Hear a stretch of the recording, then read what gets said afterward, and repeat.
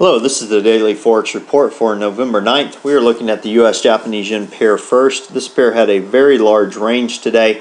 Did close up higher, overall moving sideways, bias sideways. Look for it to potentially go as high as 82.79, possibly as low as 80.04.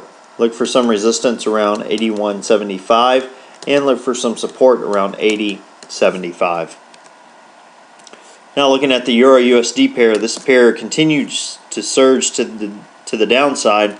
We are getting close to previous support, so it'll be interesting to see if we get a reversal here. Overall, this pair is moving sideways, biased to sideways. Look for it to potentially go as high as 140.55, possibly as low as 135.85. Look for some resistance around 138.75. and look for some support around 137.25. Now the pound US dollar pair, this pair surged to the downside today, had a very large day, did hit previous support and then pulled back a little bit to close, still closed lower. Look for it to potentially go as high as 162.63, possibly as low as 157.97. Look for some resistance around 161.05 and look for some support around 158.95. Now the US Swiss, this pair moved to the upside, had a decent tail on it, range on it, did close up.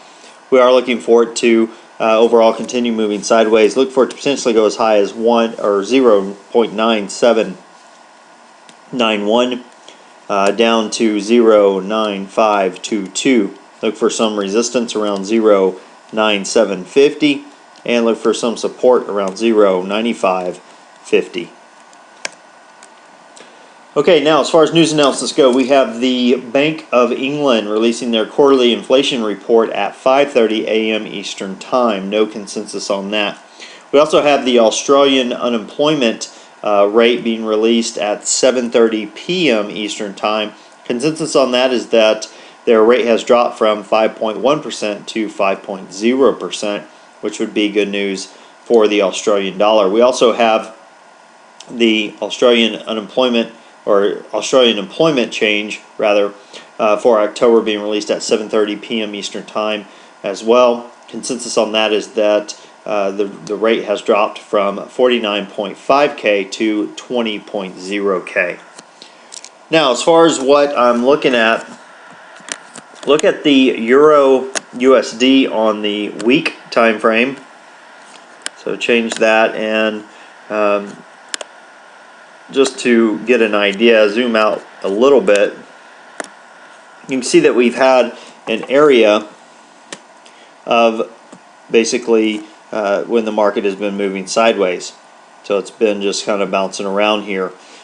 So a break below this low could indicate that this pair is going to move back down.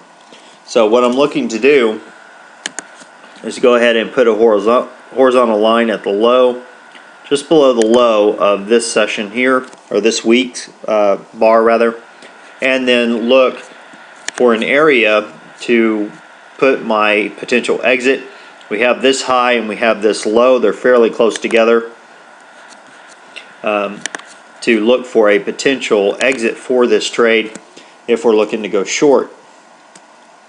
So if we get a break below the 1.3631 level, look to go short, sell, and then look to basically exit at 133.74. That's a sizable pip move. You should be able to use probably 100 pip or so stop loss on this.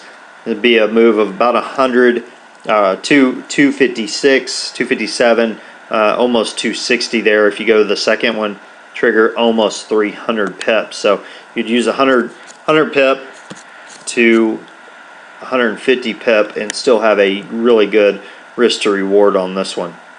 100 pips would be right about here, which is good because that is above our lows here. So this is an area of support and you want to put your stop loss just a little bit above that. So if it comes down to this point, we can look to go short, and then if it bounces around, it should turn this support into resistance and you would be okay. Well, that about does it for today. Until next time, this is Jason Fielder. Good trading.